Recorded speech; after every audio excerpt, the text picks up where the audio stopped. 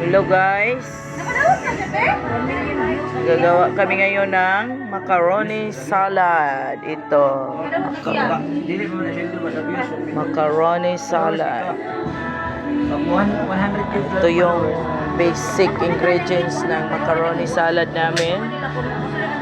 Condensed milk.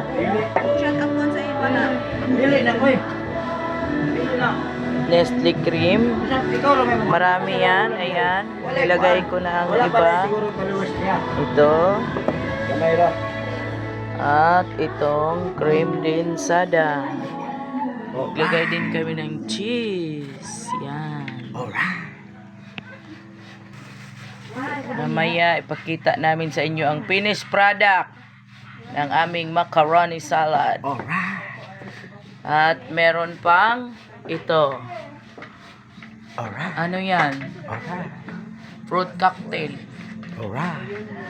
Mamaya guys, papakita namin yung finished product. Ito guys, yung nata de coco guys. Ito na guys, yung finished product ng aming sweet macaroni salad. Tikman natin kung anong lasa.